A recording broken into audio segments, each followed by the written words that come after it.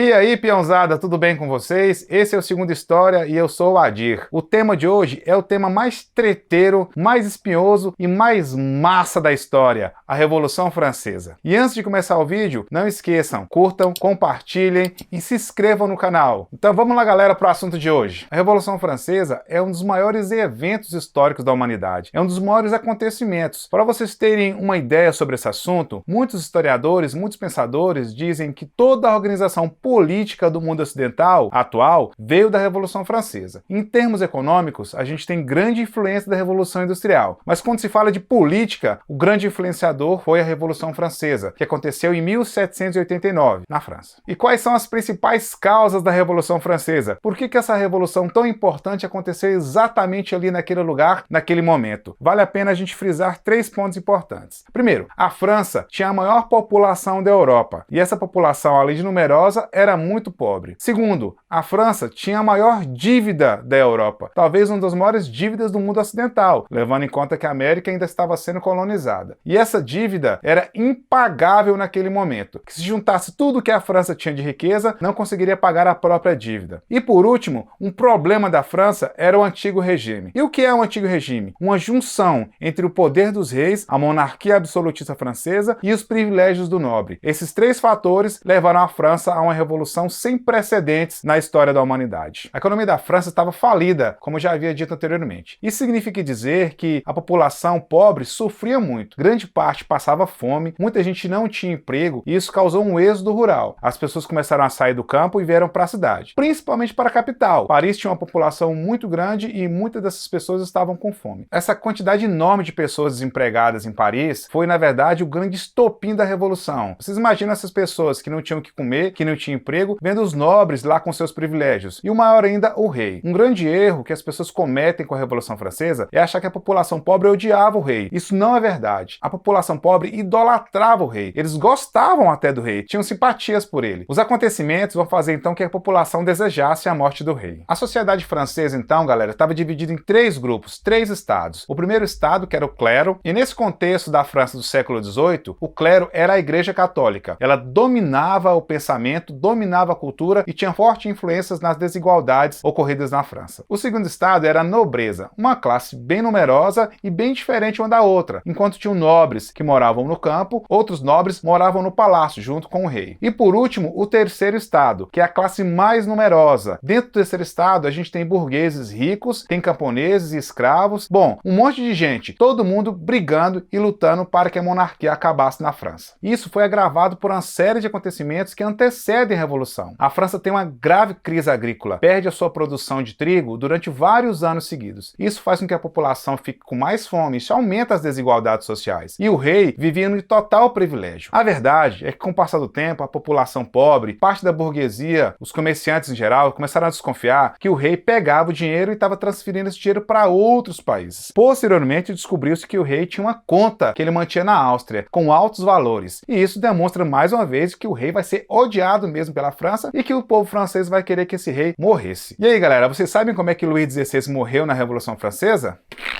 Isso mesmo, galera, ele foi guilhotinado. Vale a pena contar uma historinha pra vocês, então. Era uma vez na França. A nobreza francesa, inclusive o próprio rei, galera, tinha uma obsessão nefasta por execução em praça pública. E isso era visto como um espetáculo, mais ou menos como a gente já tinha falado lá no vídeo sobre Roma. Clica aqui, inclusive, para vocês verem onde os gladiadores lutavam lá no Coliseu. E essa obsessão que alguns franceses tinham por execução esbarrava em algumas dificuldades. O carrasco pegava um machado bem grandão, colocava a pessoa condenada ali com a cabeça em cima de um pedaço de madeira, de um toco, e ele vinha com o machado e acertava o pescoço daquela pessoa. Espirrava sangue pra tudo quanto é lado. A galera ia ao delírio quando isso acontecia. Galera, mas vamos pensar aqui, gente. E se o carrasco tivesse tomado um vinhozinho antes, tivesse meio de ressaca, quando ele pegasse aquele machado lá pra acertar o pescoço da pessoa, e se ele errasse? Se ele acertasse o ombro, ou um pouco pra cima da cabeça, se a pessoa ficasse estribuchando, nem sempre a pessoa condenada morria. É nesse contexto texto que aparece uma figura lendária na França, que é um cara chamado Joseph Ignace Guillotin. Diz que quando ele foi apresentar essa inovação para o rei francês, o rei ficou curioso e perguntou para Guillotin: Guillotin, isso vai funcionar mesmo, cara? E ele falou que ia. Aí o rei fez uma proposta para o Guillotin, uma proposta muito ruim, diga-se de passagem. Disse para ele o seguinte: se não funcionar, quem vai morrer é você. Diz a lenda que Guillotin, então, foi o primeiro cara a morrer na guilhotina. Isso implica em dizer, então, galera, que o criador foi vítima da sua própria criação. A Revolução Francesa é um tema muito sério e muito importante. Tem algumas curiosidades que vale a pena a gente frisar aqui no nosso vídeo. Uma delas é sobre hábitos estranhos do Luís XVI. Dizia que Luís XVI gostava de defecar exatamente no mesmo horário. O intestino dele funcionava literalmente como relógio. Então, toda vez que o Luís XVI ia defecar, tinha plateia. Alguns nobres ficavam assistindo ele defecar. E quando ele terminava o processo, algumas pessoas batiam palma.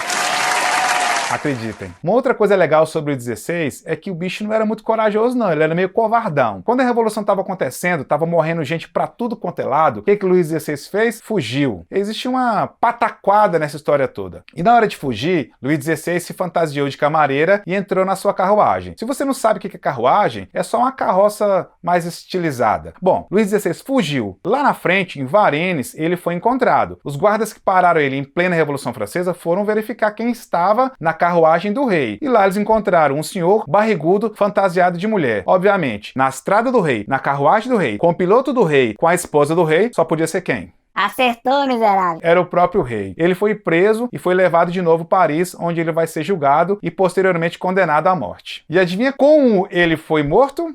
Na guilhotina. E isso é um outro espetáculo que vale a pena falar. Na hora de morrer, o rei fez de tudo para que isso não acontecesse. Chorou, lamentou, ajoelhou, pediu todos os deuses para que isso não acontecesse, mas não teve jeito. Ele foi condenado e foi morto na guilhotina. Uma curiosidade massa sobre isso, assim, que me deixa bastante estarrecido, é que na hora que ele foi morto, na hora que a sua cabeça foi cortada perfeitamente pela guilhotina, saiu muito sangue. O sangue jorrou pela tábua de madeira e foi para o chão. A população francesa odiava o rei e desejava sua morte, mas eles tinham alguns misticismos, e entre eles acreditava-se que o sangue do rei ele era puro, o sangue do rei era santo. Muita gente começou então a invadir o local onde o rei foi morto, parte do corpo do rei foi levado para algumas pessoas, sangue foi coletado, muita gente pegou o pano ali, molhava no sangue e levou para casa, acreditando que aquilo tivesse algum poder divino. Vocês acreditam que o Carrasco, aquele que puxou a guilhotina e matou o rei, cortou o cabelo do rei e vendeu e lucrou com isso? Porque muita gente acreditava que o cabelo do rei tinha algum tipo de poder mágico. Diferentemente do Luís XVI, que era um covardão e chorou na hora da morte. Gente, eu quero deixar bem claro para vocês que eu também choraria na hora da morte, né? A Maria Antonieta não. Ela se portou como uma verdadeira nobre. Ela levantou e disse: se tiver que me matar, que me mate, eu não me importo. Só que antes ela fez um pedido bastante inusitado. Ela pediu para se arrumar. Lembrando que a gente está falando da França do século XVIII. Isso quer dizer que essa arrumação dela levou horas. Banhos, florais, perfume, vestido, colocou o espartilho, apertou, colocou uma peruca, colocou salto alto. Uma curiosidade, galera. Antes das mulheres usarem peruca e salto alto, isso era um hábito masculino na França. Lá inaugurado com, se não me engano, o Luís XIII. Ele que era meio baixinho gostava de usar sapato alto. Mas com o passar do tempo, as mulheres também passaram a usar peruca e salto alto. Então a Maria Antonieta se apresentou lá toda bonitona para morrer na guilhotina. Ela subiu e não derramou uma só lágrima. Então ela foi executada e sua cabeça rolou para o chão. Mas a cabeça que rolou para o chão estava maquiada e com peruca. Ela estava linda, impecável. E aí, peãozadinha, vocês sabem onde se originou o ideal político esquerda e direita? Onde é que eles inventaram isso? Se você sabe, comenta aqui. O termo esquerda e direita, quando se trata de política, nasceu na França revolucionária. Exatamente porque lá os partidos se organizavam dessa maneira, ou no alto ou embaixo, planície e planalto, ou então na esquerda ou na direita. Os partidos maiores se posicionavam um à esquerda, um à direita. O partido que ficava à esquerda eram os jacobinos, o partido que ficava à direita, os girondinos. Como os jacobinos tinham um apoio popular de camponeses e operários, isso quer dizer que os partidos que têm esse apoio popular são geralmente denominados de esquerda. Já do outro lado, nós temos a direita, os chamados girondinos. Esses eram formados por banqueiros, fazendeiros e empresários. Então, partidos de direita geralmente têm essa base de apoio. Mas vale lembrar, galera, que esses termos só se popularizaram e só ganharam as roupagens que tem atualmente a partir de 1945, com o início da Guerra Fria. Sendo que, de um lado, está os Estados Unidos, representando o capitalismo e a direita, e do outro lado estava a União das Repúblicas Socialistas Soviéticas, um país socialista de esquerda. A Revolução Francesa tem várias fases, e nessas fases há uma alternância de poder, ora girondinos, ora jacobinos. Então, cada governo que foi instituído levava em conta a sua base de apoio. A fase mais massa e mais doida de todas foi a fase dos jacobinos, porque milhares de pessoas foram mortas. Os jacobinos, eles instituíram que toda pessoa que era contra a revolução ou que não fazia nada pela revolução era um inimigo. Isso quer dizer o quê? Você fez alguma coisa pela revolução? Sim. E você fez alguma coisa pela revolução? Demorei para responder. Vai morrer na guilhotina. Era assim que funcionava lá. Em outras palavras, então, você está com a gente ou você está contra a gente? Os grandes líderes jacobinos são três: Robespierre, Marat e Danton. E o fato desses três caras governarem a República Jacobina vai fazer com que haja alguns problemas. E o primeiro a morrer vai ser o Marat. O Marat era um cara solteiro que vivia pelos bares da França. Lá ele conheceu uma jovem estudante chamada Charlotte Corday. A Charlotte Corday seduziu o Marat. O Marat levou a Charlotte Corday para sua casa. Lá, a Charlotte Corday matou o Marat. E na verdade ela era uma girondina. Vale lembrar, galera, que o Marat é uma importante figura da Revolução Francesa. Ele fundou um jornal que circulava naquele período que se chamava O Amigo do Povo. E mais pra frente, a gente deve fazer um vídeo só sobre ele. Com a morte de Marat, então, houve uma radicalização do processo. Os dois líderes, Robespierre e Danton, passaram a se confrontar. Danton era chefe dos sans-culottes. Sans-culottes, galera, são os operários de Paris, a parte mais radical, o braço armado da Revolução. Por que eles são chamados de sans-culottes? Eles usavam calças normais, não usavam calças de nobres. As calças de nobres eram chamadas de culottes, porque eles eram meio cheinhas aqui no alto da cintura. Já as calças de operário eram lisas. Então por isso que os sans-culottes tinham esse nome. Só que aí confrontamos Danton com o meu amigo Robespierre. O Danton então chegou para o Robespierre e falou: Calma, rapaz. Tu tá muito nervoso. Relaxa. Fica de boa. Só que o Robespierre não quis nem saber. Olhou para Danton e perguntou: Danton, não estou te entendendo bem. Por acaso, você não é a favor da revolução? Resultado? Robespierre manda matar Danton. Uma curiosidade sobre a morte de Danton. Ele chegou lá no cara que ia matar ele, né? O cara que ia acionar lá a guilhotina e disse: quando eu morrer, me faça um favor. Pegue minha cabeça, mostre ao povo. Todos merecem ver a minha beleza.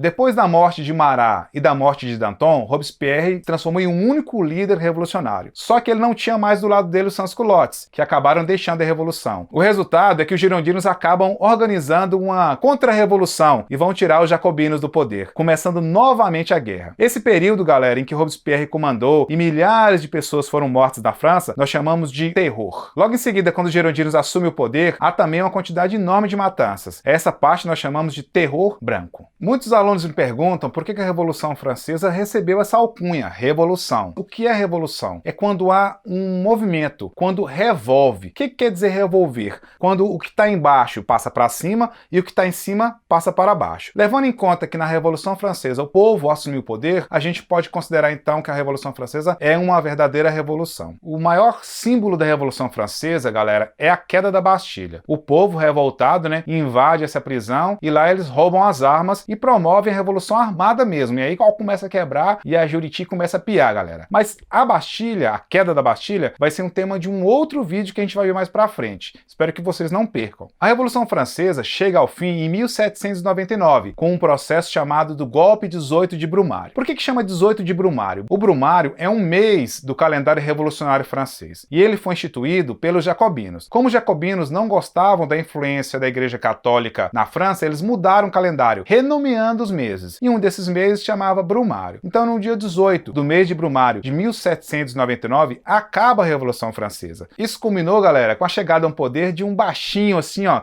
pequenininho, mais bravo, chamado Napoleão Bonaparte, que vai ser motivo de um outro vídeo que a gente vai fazer mais pra frente. Bem, peãozada, espero que vocês tenham gostado. A Revolução Francesa é um tema muito vasto, né? Obviamente essa aula de hoje só deu algumas curiosidades sobre isso. Espero que vocês estudem, espero que vocês leiam. Lembrando vocês que esse vídeo não substitui uma aula, né? A aula do professor é importante. Aqui a gente só trouxe algumas coisas legais sobre a Revolução Francesa. Espero que vocês gostem. Não se esqueça então, galera, de curtir, de comentar e de compartilhar. E também de se inscrever, né? Clique no sininho aí, ó, para você receber as nossas aulas. Um beijo e obrigado!